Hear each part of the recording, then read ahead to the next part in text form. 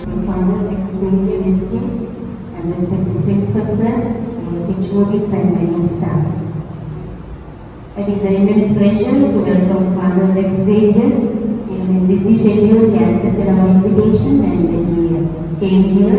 Thank you, Father, for your valuable time to spend with us. And I remember the quote, the capacity to learn is a skill. And the willingness to learn is a choice. So it is our choice, not by choice, but chance we are here to learn something out of this day. So Father, eminent personality is here with us to utilize this opportunity and get something out of this seminar, the day seminar. So the day is set apart for you. Utilize it and grasp something and obtain the wisdom and knowledge and more of reflection and insights. So the Father will give the more of insights and more of reflections about the transformative education. The theme is the transformative education. I wish you all the best for the day. Enjoy the day. Okay, thank you. Today, on this regard, I request Father Dr. Xavier Rex to occupy the chair of the dais, please. Thank you so much, Father, for being here with us today. So, with this warm welcome, I would like to hand over the session to Father.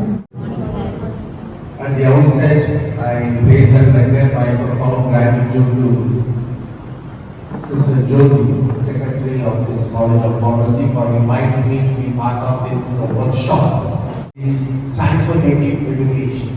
Okay. How shall we begin? Where shall we begin? And what shall we learn? Well, before we proceed into this workshop, it's not a seminar, it's a workshop. May I now invite all of you to keep your eyes closed for a moment. See, so I was talking to your principal and trying to know the structure of the system of the College of Pharmacy. Having said that, let us start with, I think, have you brought a paper and pen?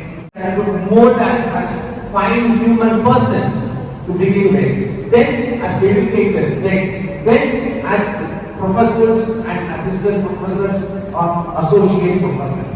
First and foremost, you and I are human beings. Let us try to learn from each other. It's not, as I said, a seminar, it's a workshop that we learn from each other. So, if you have brought a paper, just jot down some of the striking points, and when you get back maybe to your home in the evening, you can share with your children. Tomorrow when the college begins, you can start sharing with the students some of the ideas, some of the insights, or you can register them in your mind, you can register them in your heart. 1, 2, 3 and 4. These are the 4 important features of transformative education.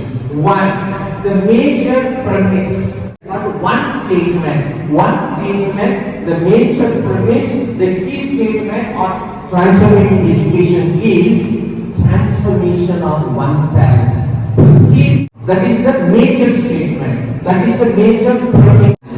Meaning thereby, before transforming my students, before transforming my life partner, before transforming my children, I need 2 stands for 2 levels in sharing. There are 2 levels in sharing, or 2 levels of sharing. The first one is, well, I read a lot, I browse websites, and then I listen to people, I take everything into my head, and then, for example, you are a professor of computer science, you are a professor of mathematics, you read a lot, you browse websites, and then you listen to mathematicians or specialists of computer science, and then you just share from your head what is there, what is registered, what is stored. This is called sharing from the head. First level of sharing. The second level of sharing is, I read a lot, I browse websites, I interact with people, I learn from experiences, I take everything into my heart, I then begin to assimilate, I then begin to reflect, and then I share from the heart. This is the second level of sharing from the heart, in fact, sharing the heart. A transformative educator, my dear staff, must stick on to the second level of sharing.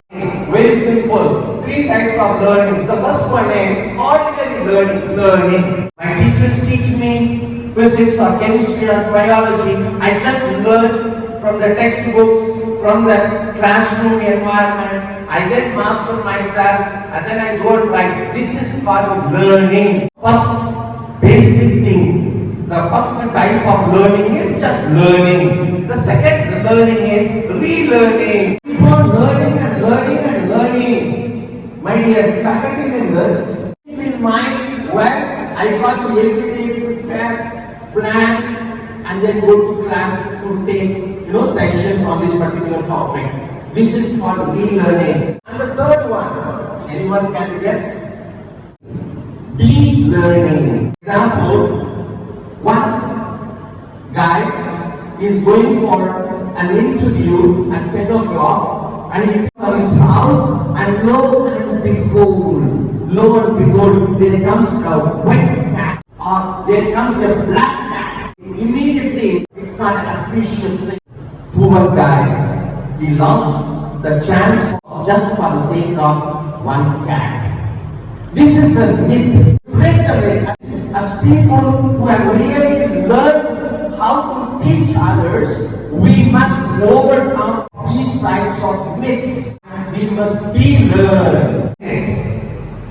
Our College of Pharmacy must not only produce students with academic excellence, but we must produce students with genuine character. The responsibility that is given to you, and therefore, 4 traits. The first one is commitment to historical studies.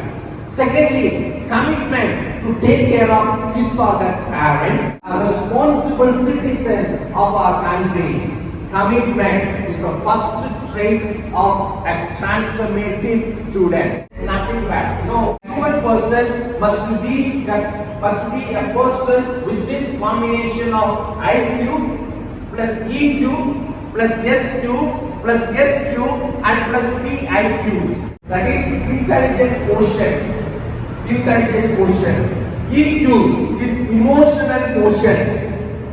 How to control one's emotions. For example, and social quotient. Living in a society, interconnected beings. That's what someone said. Is the air that someone inhaled, that I exhale. Passion to do something innovative. Passion to do something bigger. Passion basically means to feel one way. Contribution. As professionals, we can contribute constructively to the growth of the College of Pharmacy.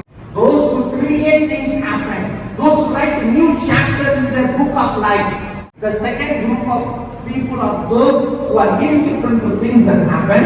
And the third group is that those who make things happen. Those who create things happen. Be a staff of College of Pharmacy. You must belong. I must belong to this group. What is the meaning of knowing myself? It means knowing my strengths, knowing my limitations. Irritation, there is called anger. Most of the time, you and I get confused between anger and irritation. This is the irony that keeps us to be motivated. Finding the words and sentences.